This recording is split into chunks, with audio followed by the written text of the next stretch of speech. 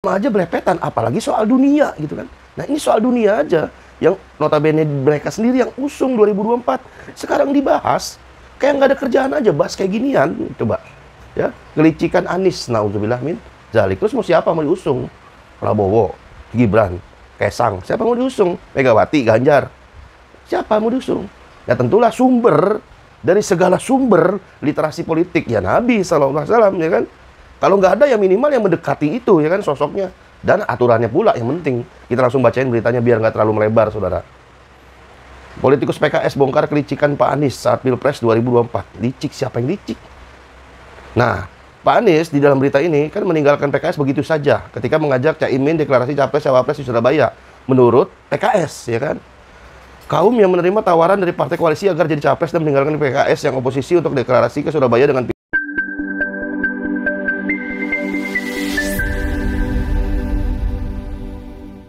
ya, bismillahirrahmanirrahim. Assalamualaikum warahmatullahi wabarakatuh. Jumpa lagi Al-Fakir Abi Faisal pada kesempatan hari ini Senin. Momentum tepat nih, Nabi SAW, Maulid. Luar biasa, inilah contoh kita ya. Contoh kita, momentum yang tepat, sangat tepat.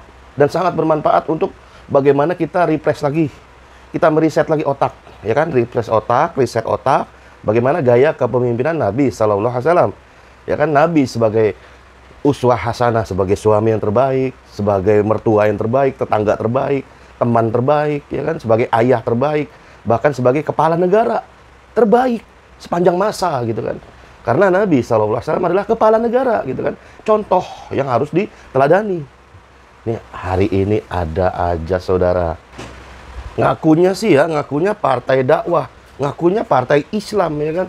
Tapi kepada orang yang jadi calon pemimpin Islam, Muslim, yang sudah punya integritas, teruji integritasnya, yaitu misalnya kayak Pak Anies Baswedan, dia malah menyepelekan, dia malah mengkritik, naudzubillah min zalik, harusnya dia yang usung gitu kan, kok malah dikritik, pedas pula. Politikus PKS bilang, bongkar kelicikan Anies saat Pilpres 2024, ya, kelicikan Anies kata dia. Oke lah, sip, nggak bawa-bawa agama, oke lah, nggak ngusung syariat Islam secara kafah, oke lah, setelah lah. Nah, bicara soal agama aja belepetan, apalagi soal dunia gitu kan. Nah, ini soal dunia aja, yang notabene mereka sendiri yang usung 2024, sekarang dibahas, kayak nggak ada kerjaan aja, bahas kayak ginian, coba. Ya, kelicikan Anies, naudzubillah min zalik. Terus mau siapa mau diusung? Prabowo, Gibran, Kaisang, siapa mau diusung? Megawati, Ganjar, siapa mau diusung? Ya tentulah sumber, dari segala sumber literasi politik, ya Nabi SAW, ya kan? Kalau nggak ada ya minimal yang mendekati itu ya kan sosoknya. Dan aturannya pula yang penting. Kita langsung bacain beritanya biar nggak terlalu melebar, saudara. Politikus PKS bongkar kelicikan Pak Anies saat Pilpres 2024. Licik, siapa yang licik? Nah, Pak Anies di dalam berita ini kan meninggalkan PKS begitu saja ketika mengajak Caimin deklarasi Capres-Cawapres di Surabaya. Menurut PKS, ya kan? Kaum yang menerima tawaran dari partai koalisi agar jadi capres dan meninggalkan PKS yang oposisi untuk deklarasi ke Surabaya dengan pikiran, nanti juga PKS mah ikut, ya kan? Nanti Pak PKS juga ikut-ikut. Itu cara berpikir apa kayak gitu? Nanya dulu sama orangnya. Udah ditanya belum Pak Aniesnya? Tanya Pak Anies, Assalamualaikum, ini mau tanya, emang bener Pak Anies deklarasi begini-begini tanpa persetujuan PKS? Kan nanya, kan tabayun. Ya kan, fungsi daripada mulut ini kan bukan orat. Ngomong, nanya, ya kan? Ini dah belum apa-apa, main laporin. Belum apa-apa, udah sujon. Belum apa-apa, udah menghayal ya kan, mengarang ya kan, segala macam. Naudzubillah min zalik. Pokoknya bagi kita, mau ada PKS atau tanpa ada PKS, mau ada koalisi perubahan atau tanpa ada koalisi perubahan, tetap masih panjang umur perubahan, masih panjang umur perjuangan. Nggak mau berjuang, nggak mau berubah. Apa kabar otak? Otak mana otak? Ya kan? Kaum yang menerima tawaran, kata dia, dibilang Anies Baswedan itu sebagai segerombolan kaum, naudzubillah, yang menerima tawaran dari para koalisi agar jadi capres dan meninggalkan PKS yang oposisi deklarasi ke Surabaya. Oposisi dulu kali oposisi mah, sekarang kan udah gabung ke Kim Plus, ya kan? Jangan apa-apa orang udah mengklaim, jangan apa-apa orang udah suujon, jangan apa-apa orang udah ngaku-ngaku, ya kan? Udah berburuk sangka kepada yang lain, ya kan?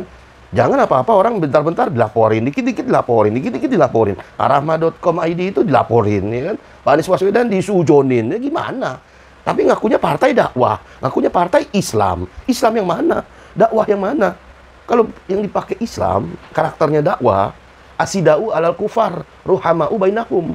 Itu prinsip itu, saksiyah itu, kepribadian itu muslim itu begitu. Keras kepada kafir dan lembut kepada muslim gitu kan. Lembut. Ini Pak Anies dibilang licik lah. Apa sih? Arah mah dilaporin. Kan punya mulut, punya otak ya kan, mulut, otak. Mikir, ngomong, ya kan. Bukan ngomong dulu, bermikir. Anies licik. Apaan? Kenapa ngomongnya sekarang? Kenapa nggak dulu yang ngomong? Ya kan? Anies licik. Bagaimana menurut saudara? Ya kan? Komentar dah tuh di kolom komentar. Yang licik siapa? Pak Anies Baswedan nih. Kan ini nanya. Yang licik siapa? Pak Anies Baswedan atau PKS yang licik? Ya kan? Komentar dah saudara sendirilah yang tahu jawabannya, ya kan? Ntar dibilang, oh ini video ujaran kebencian. Ini video menghina PKS. Ntar begitu lagi lo. Siapa yang licik, ya kan? Komentar aja dah. Sekarang, sekalian dari kota mana aja tuh. Kata Uus, ya kan? Uus. Nah, PKS punya sikap tegas terhadap Anies ketika dikasih waktu untuk menggalang koalisi Pilgub Jakarta 2024. Nah, ini cerita nih. Ya kenapa ceritanya dilempar ke publik gitu loh. Ceritanya kan bisa datengin Pak Anies. Pak Anies, ini ada bolu, ada bika Ambon, ini ada kue cubit, ya kan? Yang tentunya nanti akan mencubit Pak Anies, ya kan? Omongan kita, ucapan kita, kritik keras. Nggak apa-apa ya Pak ya, nggak apa-apa ya Pak ya. Kan enak ngomong, ya kan? Ini kenapa dilempar ke publik? Ini namanya memalukan diri sendiri atau mau nampilkan kebodohan. Nggak tahu deh apa sih namanya ini. Komentar dah tuh di kolom komentar lagi. Nah, menurut Uus, ya kan? Sekarang ketika PKS bersikap tegas seolah dia si paling terzolimi. Begitulah sifat asli si paling terzolimi. Pak Anies dibilang si paling terzolimi. Begitulah sifat asli kaum fufu fafa. Lah, kaum fufu fafa. Wah, ini tuduhan serius. Masa Pak Anies Baswedan dibilang fufu fafa? Yang fufu fafa itu jelas yang siapa? Kan diduga sangat kuat itu kan, diduga keras kan Gibran. Ngapa tiba-tiba jadi fufu fafa itu Pak Anies Baswedan? Ini makin ngeri aja nih. Ini harus ini kalau Al-Fakir jadi Pak Anies udah ngelaporin ini partai ini, ya kan. Tapi sayangnya kita bukan Pak Anies, ya kan. Pak Anies doang yang tahu, ya kan. Menurut Uus, ya kan, sekarang PKS bersikap tegas. Nah, seolah dia si Anies Baswedan menurut dia ya adalah orang yang paling terzolimi. Nah, begitulah sifat asli kaum fufu fafa. La haula wala quwata illa billah. Innalillahi. Masa begitu? Partai dakwah nih ya, partai Islam ya. Iya. Kalau ada partai ngaku Islam, tidak mengusung Islam, terus mengusung siapa? Kalau ada partai yang ngaku dakwah, tidak mengusung amar ma'ruf nahi munkar, terus apa yang diusung? Demokrasi, kapitalis, kepentingan, atau yang penting nyambung nyawa? Nyambung nyawa. Makan, minum, kawin, kerja gitu. Apa yang diusung sebenarnya? Na'udzubillah min dzalik. Nah, Uus mengusulkan Pak Anies membuat partai politik agar punya perahu untuk mendapatkan kekuasaan. Kenapa nggak dulu ngomongnya? Kenapa baru sekarang ngomongnya? Ketika semuanya udah nasi jadi bubur, ya kan, baru ngomong. Kenapa nggak dari dulu aja ngomong kayak gitu, ya kan? Kan jadi rakyat Indonesia itu jutaan, ratusan juta, ya kan, merasa tidak beli kucing dalam karung kan gitu. Jadi udah tahu nih, wah ini mau pilpres nih, ini mau pemilu nih. Oh ini ada partai abu-abu, ya kan, ngaku-ngaku doang. Kan jadi orang nggak milih. Nggak, banyak sekali di kolom komentar Al-Fakir itu banyak orang yang dulu nyesel, sangat nyesel. Paling menyesal, ya kan, mendukung PKS, ya kan. Kalau tahu begini cara mainnya, ya kan, itu netizen, saudara-saudara mungkin nggak akan pilih PKS kan gitu. Nah, kembali ke soal berita. Uus mengusulkan Anies membuat partai politik agar punya perahu untuk mendapatkan kekuasaan. Kalau mau nyambung, kamu bikin partai baru dulu dan jadi jubirnya. Nah, baru tuh ucapan lo bener, bedalah.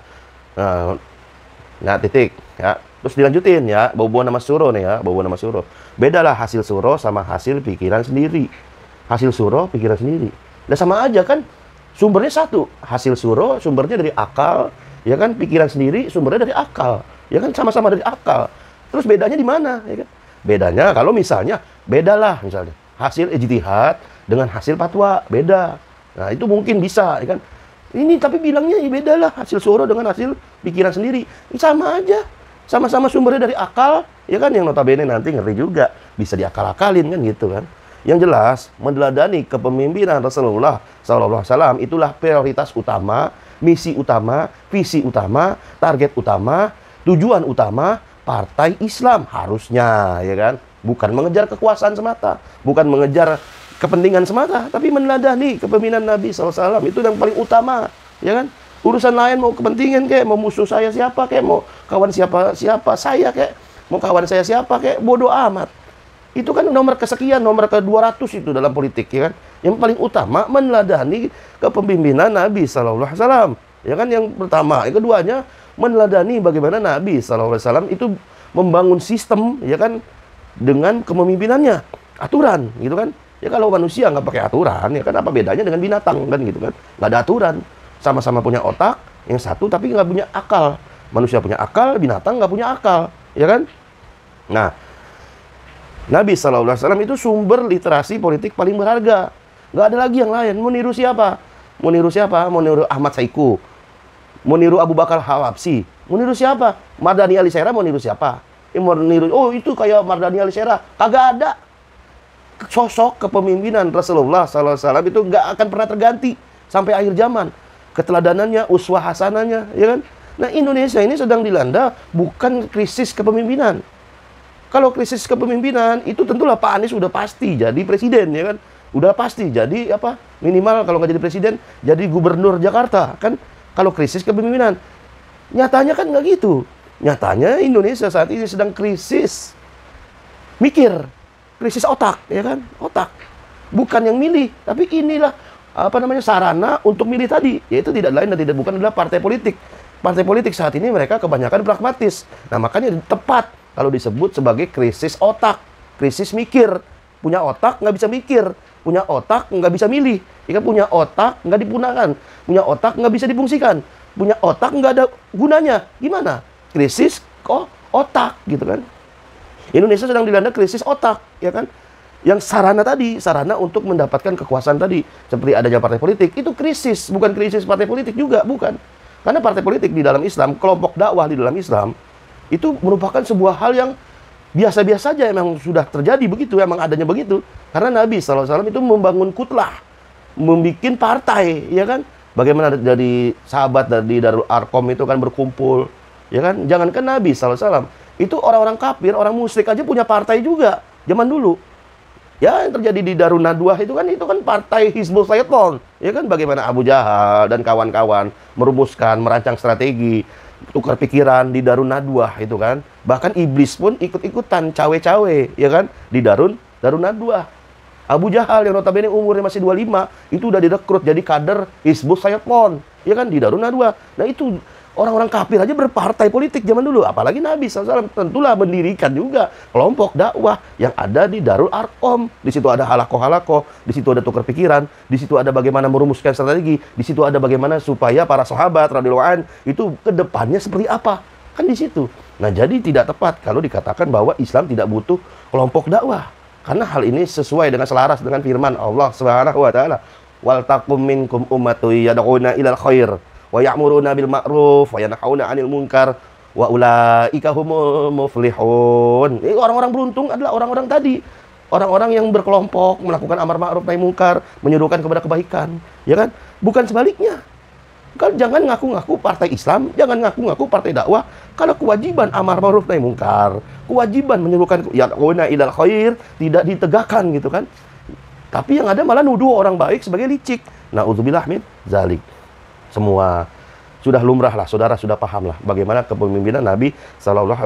Indonesia sebagai negara muslim terbesar ini harusnya belajar dari suksesi, ya kan, kepemimpinan, ya kan, Nabi SAW dalam memimpin daulah Islam di Yastrib, ya kan. Rasulullah sebagai kepala negara ngirim surat ke kafir Romawi, kafir Persia, bahkan memerangi Romawi di perang Tabuk. Nah, itulah sosok kita, teladan kita. Jadi bukan Mardhani Alisera sosok kita, bukan Abu Bakar Al-Habsyi, bukan Ahmad Saiku Hasil Suro, bukan juga Paus, ya kan, bukan juga ormas-ormas yang terima kelola tambang. Itu bukan layak dijadikan teladan. Tapi Nabi SAW sebagai teladan, sebagai kepala negara, teladan terbaik sepanjang masa. Orang kafir aja mengakui keteladanan Nabi SAW. Masa ini orang Islam tidak mengakui keteladanan Nabi SAW? Innalillahi wa inna ilaihi raji'un. Wassalamualaikum warahmatullahi wabarakatuh.